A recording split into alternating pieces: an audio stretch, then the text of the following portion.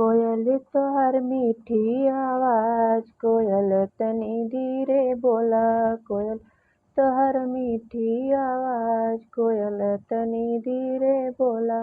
हमरे आंगनवा में गणपति जी बाटनी, हमरे आंगनवा में गणपति जी बाटनी। गणपति जी बाटनी और देश दी बाटनी, गणपति जी बाटनी और देश दी बाटनी।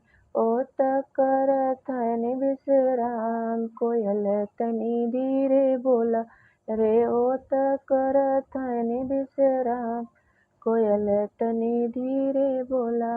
कोयल तोहरी मीठी आवाज, कोयल तनी धीरे बोला।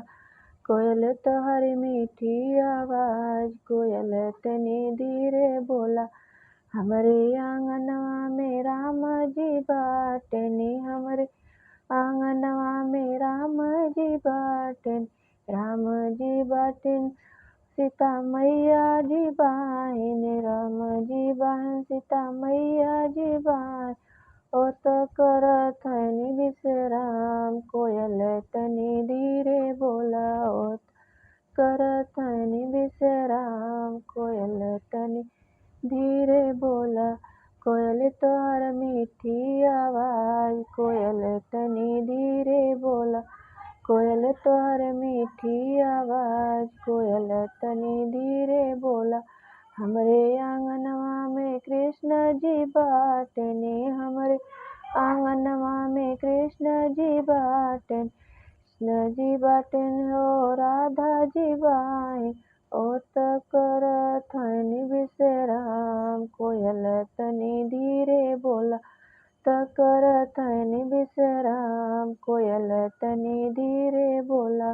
कोयल तोहर मीठी आवाज, कोयल तनी धीरे बोला।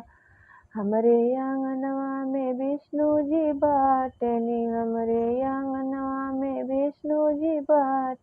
विष्णु जी बाहिन लक्ष्मी जी बाटनी। ओ करत हन विश्राम, कोयल तनी धीरे बोला।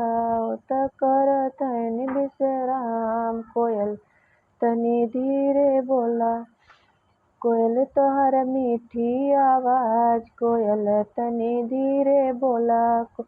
तोहरी मीठी आवाज, कोयल तनी धीरे बोला। हमरे आंगनवा में शंकर जी बाटनी, हमरे आंगनवा में शंकर जी बाट। शंकर जी बाट हो पार्वती बाई। ओ करत हन विश्राम, कोयल तनी धीरे बोला। करत हन विश्राम, कोयल तनी धीरे बोला।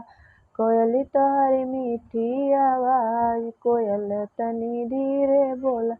कोयल तोहर मीठी आवाज, कोयल तनी धीरे बोला। हमरे आंगनवा में ब्रह्मा जी बाहिन, ब्रह्मा जी हो सरस्वती बाई। ओ करत हन विश्राम, कोयल तनी धीरे बोला। करत हन विश्राम, कोयल तनी धीरे बोला। कोयल तोहर मीठी आवाज, कोयल तनी धीरे बोला। कोयल तोहर मीठी आवाज, कोयल तनी धीरे बोला।